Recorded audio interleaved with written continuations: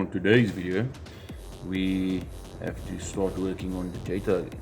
So you guys are actually inside the Jetta, laying on top of the intake manifold.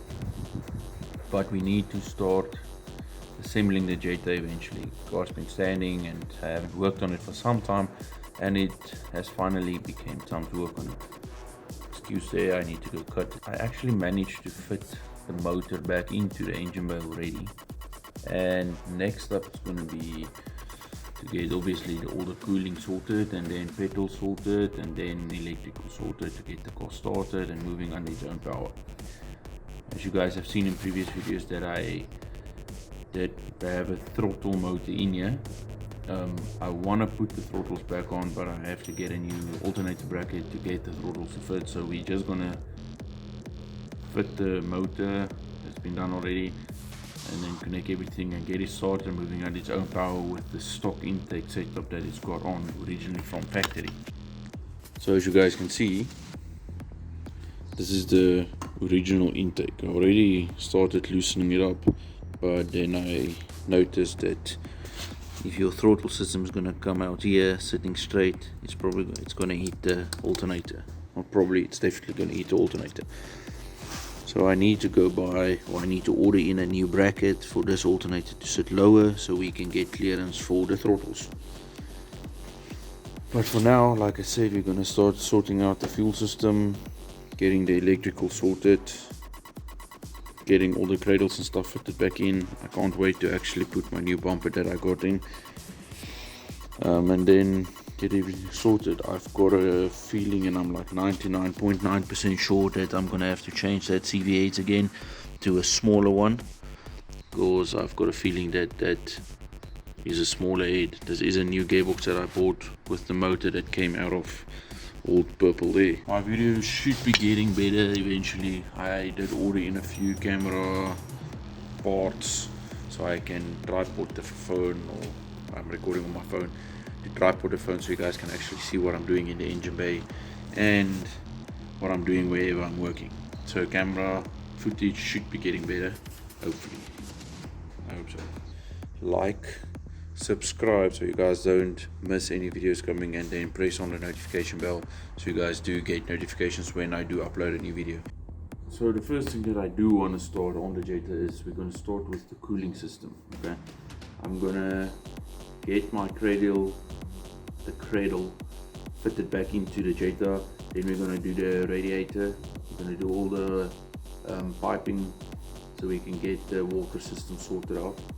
It just feels like it's a bit better progress, and you can see the car coming together, and it will probably push me to work harder and quicker to get the whole Jetta finished.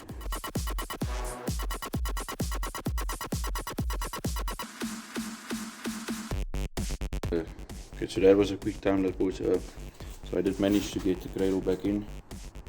It took like 5 minutes to put it back in. So only basically 2 bolts there, 2 bolts on that side, 1 small bolt there. What I did get is your CLI Jettas originally come with the aircon system built into it. So I still got some aircon piping. This one. Now this one, the aircon pipe. So the other 2 is for power steering. The 2 ones there is power steering. This is for the aircon. So the aircon system did get moisture and stuff in, so it's going to be difficult for me to get the aircon back to work. So what I'm going to do is I'm going to take off the old aircon radiator, and I think you call it a condenser or something, I'm not sure. But it's very easy. It's basically just a bolt there. Then this whole front piece section will come off. That's off, we will go and we will install the radiator back into the car, and then start with water pipes. I'll see if I can manage to put you guys in.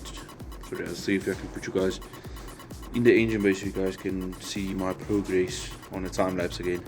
If not, I'm quickly gonna do it. What I still need to do also is I'm gonna have to, if you guys see the branch, I have to put it back onto the head, but I still need to clean the head off a bit, get new exhaust gaskets that I'll probably go get a little bit later today. I'm not going to show you guys the time lapse on that. It's going to be difficult to film in there, but I'm going to probably work that into the video also, into this current video of mine.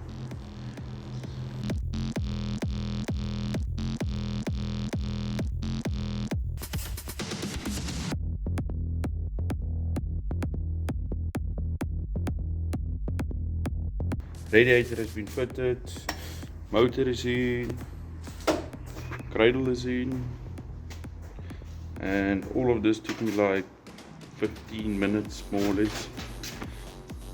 So hopefully this video is going to have enough content for you guys to watch and not be like a 2-minute video with all the quick clips in it. So next up, what I think we're going to do is we're going to put the stiffener back on. So not back on, we never had a stiffener, so we're going to put the stiffener. If the stiffener is fitted, we can actually go and fit our bumper. So it's going to have a nice bumper on it since we bought the car. What I also did is when I went to buy the bumper, I got some nice clear indicators. So I never in my life actually took off a Jetta 2 bumper before. I actually never in my life worked on a Mark II Golf or Jetta before. So now what managed to happen is I had to take the bumper brackets off the stiffener brackets. So for that, to get that loose, you have to loosen the car. You have to loosen it from the bottom. So it tightens one here and one there. Okay, this is what the bolts look like when I took it out now. So I did manage to break this bolt off inside the hole. Okay, so these two bolts keep this whole structure onto the chassis, and to top it off, the motor mount is sitting right there, mounted on top of this thing, or it's the subframe here. Now, for me to get this bolt out, it's going to be a bitch.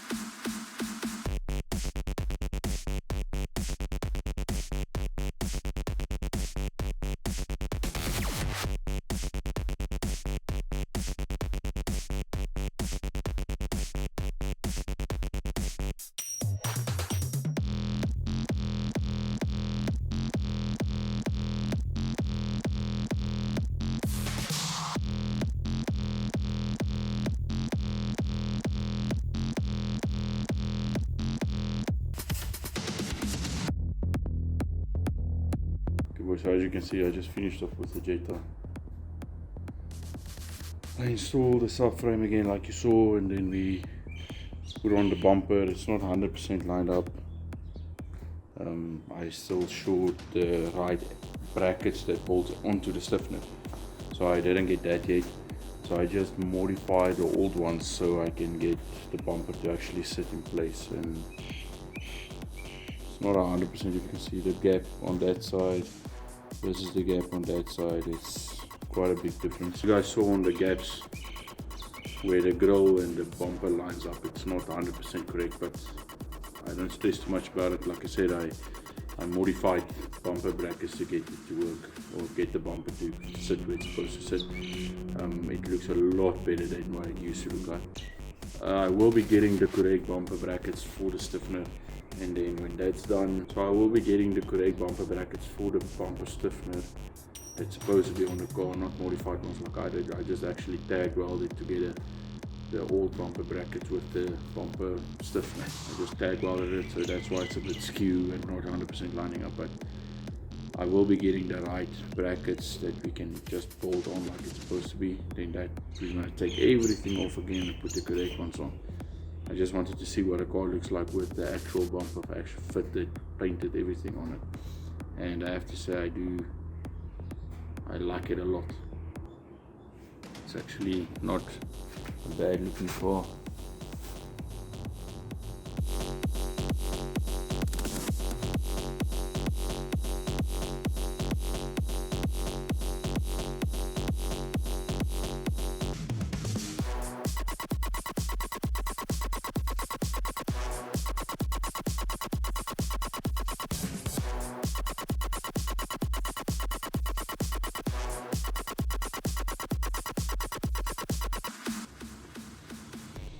So like you can see, is there's the injector plug, the distributor cover is not on, all the petrol piping and stuff still needs to get done. I actually already starting unbolting this manifold so we can get the throttles fitted.